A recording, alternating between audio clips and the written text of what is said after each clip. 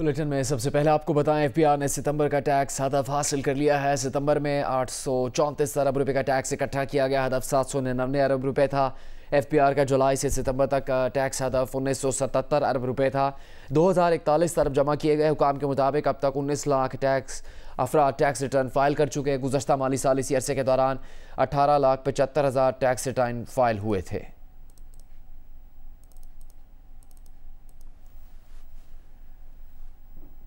शहबाज शरीफ और इसहाक डार के नवाज शरीफ को अहम मशवरों के बाद मुस्लिम लीग नून का एजेंडा सेट कर लिया गया। ये एजेंडा इंतकाम नहीं, मफाहमत का है और टकराव नहीं, मुआशी बेहतरी का है। नए एजेंडा के तहत नून लीग इस्टेब्लिशमेंट से टकराव की पॉलिसी से गुरेज करेगी। लंदन की इन मीटिंग्स में मरियम नवाज भी शरीक थी। लाहौर में नून लीग ने शहबाज शरीफ की ज़ेर सदारत इजलास में नवाज शरीफ के इस्तकबाल की तैयारियों को जायज़ा लिया। शहबाज शरीफ ने कहा कि मुस्लिम लीग नून ने नवाज शरीफ की क़यादत में मुल्क को बहरानों से निकालने के लिए कमर कस ली है। मरियम नवाज ने कहा कि नवाज शरीफ कौम को तरक्की का विजन देंगे। दहशतगर्दी के खात्मे की फैसला कुन जंग की क़यादत नवाज शरीफ करेंगे। 21 अक्टूबर को वापसी से पहले नवाज शरीफ सऊदी अरब में 4 से 5 रोज़ क़याम करेंगे। उम्रा भी अदा करेंगे। वो 2 दिन दुबई में रुककर अहम मुलाकातें करेंगे। इनसे पहले इसहाक डार लंदन में क़याम के बाद दुबई के रास्ते पाकिस्तान के लिए चल पड़े। मीडिया टॉक में इसहाक डार से जब जनरल रिटायर्ड बाजवा और जनरल रिटायर्ड फैज़ के एहतसाब पर सवाल हुआ तो इसहाक डार ने कहा कि नवाज शरीफ ने एहतसाब का मामला अल्लाह के सुपुर्द किया था। 2 ही रास्ते हैं, या तो मुल्क को ठीक करें या इंतकाम लें और अपना हिसाब बराबर करने में लग जाएं। आपका इन 2 किरदारों के हवाले से क्या बयानिया होगी जब नवाज शरीफ साहब पाकिस्तान में वापस होंगे, अकाउंटेबिलिटी के हवाले से? हम समझते हैं कि जनरल बाजवा, जनरल फैज, जो दीगर किरदार हैं, उनकी अकाउंटेबिलिटी होनी चाहिए। मियां नवाज शरीफ साहब जब अभी रिसेंटली उनको जब सजा हुई थी, आपको याद होगा, मैं 2017 की बात कर रहा हूँ, और वो आसमान की तरफ देख रहे हैं और उनका वो मीडिया के सामने उन्होंने कहा था कि मैं अपना मामला अल्लाह के सुपुर्द करता हूँ। मेरे नजदीक वो है मियां नवाज शरीफ का दिल और वो है मियां नवाज शरीफ साहब की सोच।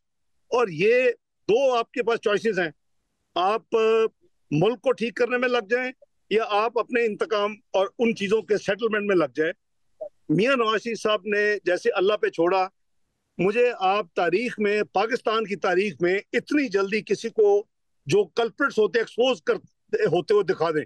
मैं समझता हूं कि मियां नवाज शरीफ साहब की जो पूरी तवानाइयां हैं वो माजी की तरह कौम की बेहतरी के लिए, मुल्क की तरक्की के लिए, कौम को दोबारा वो एक अच्छी खुशहाल जिंदगी देने के लिए, उनके मुश्किलात को कम करने के लिए, पाकिस्तान को तरक्की के रोड पर दोबारा चलाने के लिए वो उनके प्रायोरिटीज होंगी। जहां तक मुझे समझ है, इंशाअल्लाह 21 अक्टूबर को मियां साहब वापस जाएंगे जी। डॉक्टर साहब आप कब जा रहे हैं? मैं बुध की बजाय कल जा रहा हूँ जी वापस। अभी आपको बताएं, सरबराह JUIF मौलाना फजलुर रहमान ने जनवरी में इलेक्शन के इनेकाद पर सवाल उठा दिया है। कहा कि जनवरी में बालाई इलाकों में बर्फ़ पड़ी होगी, लोग वोट कैसे देंगे? अमन अमान की सूरत हाल पर बात करते हुए मौलाना ने कहा कि बलूचिस्तान और खैबर पख्तूनख्वा में जो हालात हैं, किसी भी उम्मीदवार के लिए वहाँ इंतखाबी मुहिम चलाना मुश्किल, जबकि JUI के उम्मीदवार के लिए तो नामुमकिन है।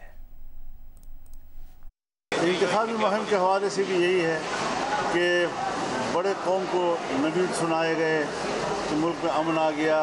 इस वक्त भी मैं आप पर वाज़ेह कर देना चाहता हूँ कि सूबा खैबर पख्तूनख्वा में और बलूचिस्तान में भी इंतखाबी मुहिम चलाना किसी उम्मीदवार के लिए बड़ा मुश्किल होगा।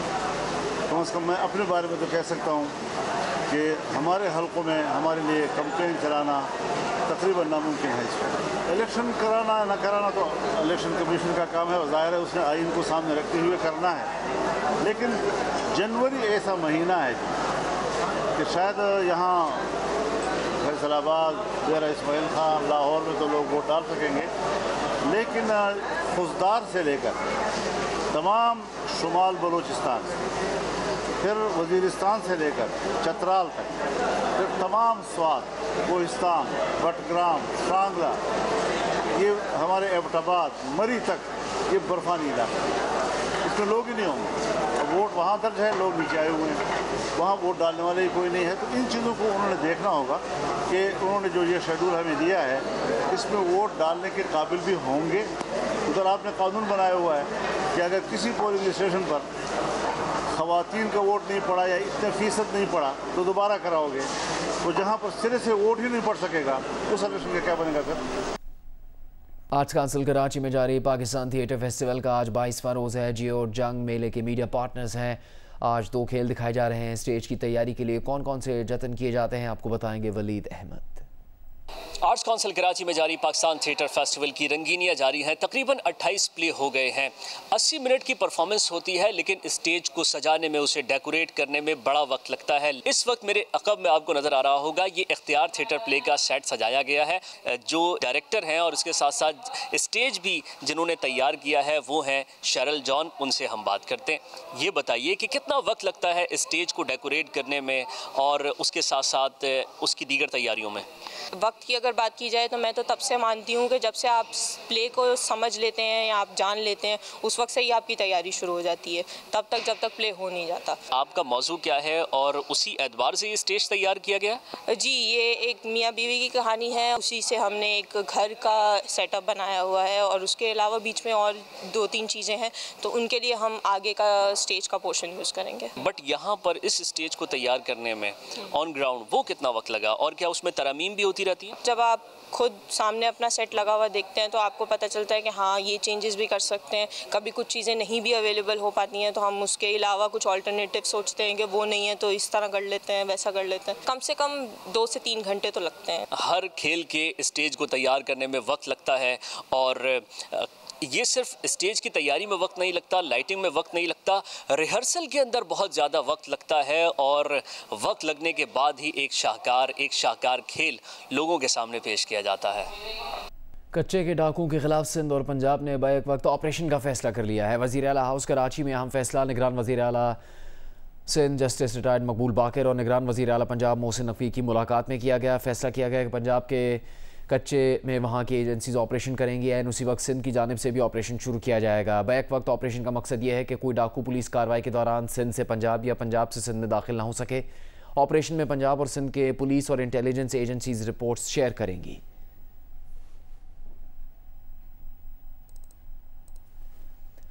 साबिक सदर आसिफ अली जरदारी लाहौर में 2 हफ्ते क़याम के बाद कराची के लिए रवाना हो गया। आसिफ अली जरदारी ने इस मुद्दत में पार्टी रहनुमाओं से इंतखाबात की हिकमत अमली पर मशावरत की।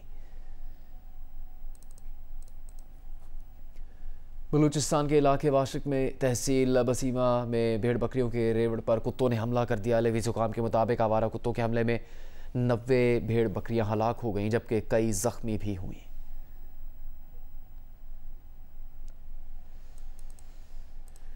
जेहलम के थाने सिविल लाइन की पुलिस ने 2 नामालूम रिक्शे वालों पर गूंगे बहरे बच्चे पर तशद्दुद करने का मुकदमा दर्ज किया है।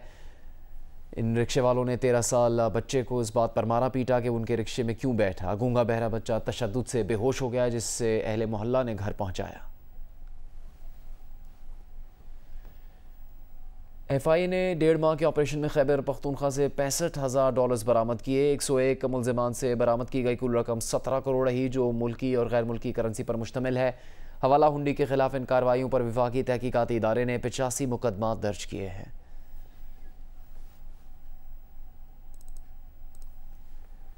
सिंध बिल्डिंग कंट्रोल अथॉरिटी के DG इसाक खोड़ो ने गैर कानूनी तामीरात के खिलाफ पुलिस से मदद तलब की है। ज़िला बस्ती के 7 अफराद के खिलाफ मुकदमा दर्ज करने के लिए कराची पुलिस चीफ को खत लिख दिया गया। लिखा गया है कि 7 अफराद पर मुश्तमिल ये माफिया बिल्डिंग कंट्रोल के नाम पर लोगों से भत्ता तलब करता है। इनमें से कुछ भत्ताखोर मीडिया का नाम भी ब्लैकमेलिंग के लिए इस्तेमाल करते हैं। 7 के खिलाफ कानूनी कार्रवाई की जाए।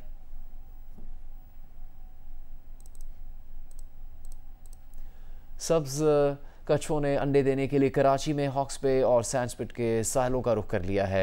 मरीन टर्टल्स यूनिट ने अब तक सब्ज कछुओं के 11,000 से ज़्यादा अंडे जमा किए हैं। यूनिट को उम्मीद है कि कुछ दिनों में वो 13,000 से ज़्यादा अंडे जमा करने का हदफ पूरा कर लेंगे। मरीन टर्टल्स यूनिट के रज़ाकारान इन अंडों को जमा करके महफूज मकाम पर रखते हैं ताकि इन अंडों से कछुओं के बच्चों की पैदाइश को यकीनी बनाया जा सके। कराची के इलाके सोराब कोट गुलशन उम्र में 2 मुल्ज़िमान की फायरिंग की वीडियो सामने आ गई है। वाक़े में एक शख्स जान बहक जबकि एक बच्चा ज़ख्मी हुआ है। इसी के लिए बात करेंगे जियो न्यूज़ के नुमाइंदे काशिफ मुश्ताक से। काशिफ, अब तक क्या हक़ाइक़ सामने आ सके हैं?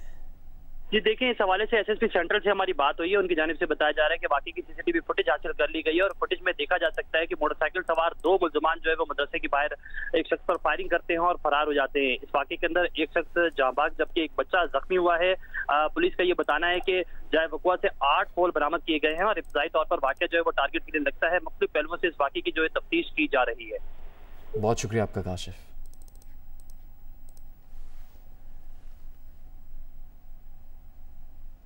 दीगर खबरें शामिल करेंगे। दुनिया के बुलंद तरीन और ठंडे सहरा में सरफरंगा कोल्ड डेजर्ट में जीप रैली के 5वें एडिशन का ऐलान कर दिया गया। 3 रोज़ा जीप रैली 6 से 8 अक्टूबर तक होगी।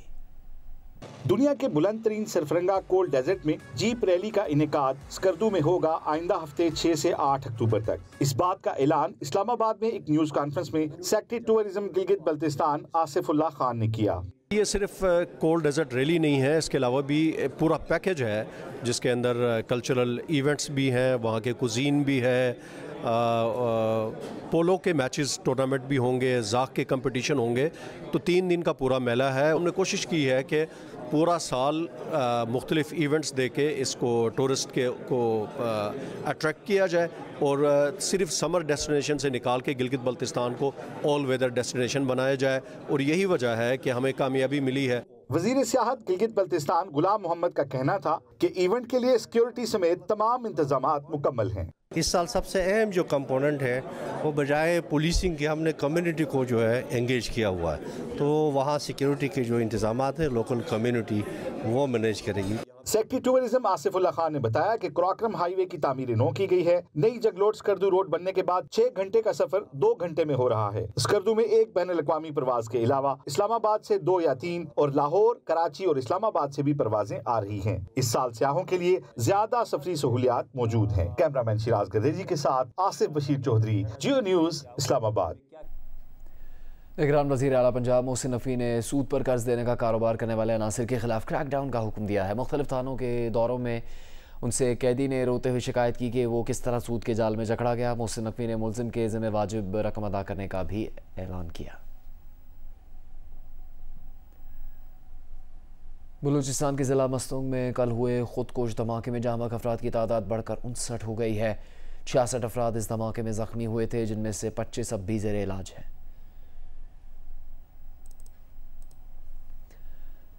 निगरान वज़ीर दाखिला मीर सरफराज बुगटी ने कहा है कि डेरा बुगटी से 4 फुटबॉलर्स बाजियाब करवा लिए गए। दीगर 2 की बाजियाबी के लिए कोशिशें जारी हैं। कोयटा में प्रेस कॉन्फ्रेंस में सरफराज बुगटी ने उम्मीद जाहिर की कि दीगर 2 फुटबॉलर्स भी जल्द बाजियाब हो जाएंगे। इन फुटबॉलर्स को 9 सितंबर को डेरा बुगटी के इलाके जानी बेटी के मकाम से अगवा कर लिया गया था।